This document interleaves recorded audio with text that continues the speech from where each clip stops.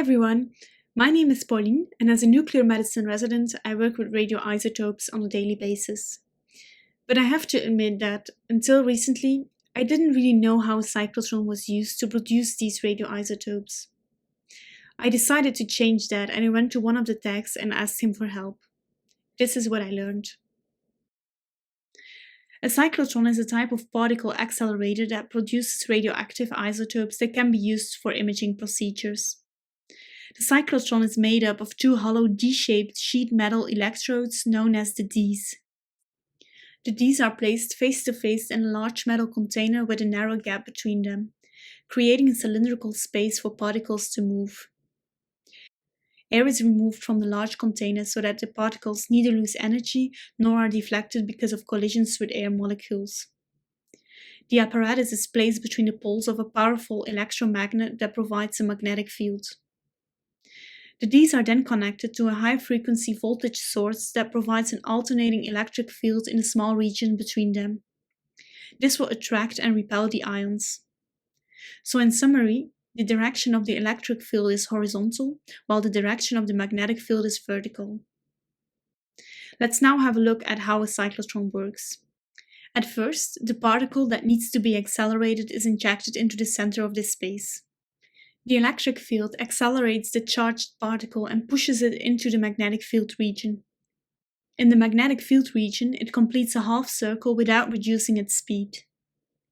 The magnetic field exerts a force perpendicular to the motion of the charged particle, which helps to maintain a constant radius when it is inside the magnetic field region.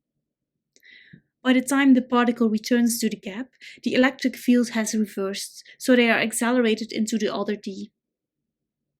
The particle gets a boost in energy every time it crosses the gap, causing it to accelerate. This acceleration results in an increased velocity of the particle, and this in turn will force the particle to move in a bigger circle. After another half rotation, the electric field in the region must be changed again so that the charged particle can be accelerated again. So we use an alternating electric field where the frequency of the voltage is set so that the particle makes one revolution during a single cycle of the voltage. In other words, the accelerating electric field reverses just at the time the particle finishes its half circle. After repeating this process several times, the radius of the high-speed particle reaches the radius of the cyclotron. The particle will hit the extraction foil and it will be stripped of its electrons, leaving a positively charged proton that then travels down a beamline toward the target. When the high-energy particle collides with the nucleus of an atom in the target, protons and/or neutrons are added or removed, thereby changing the structure of the atom to create a radioisotope from stable, non-radioactive atoms. The radioisotope is then added to a molecule.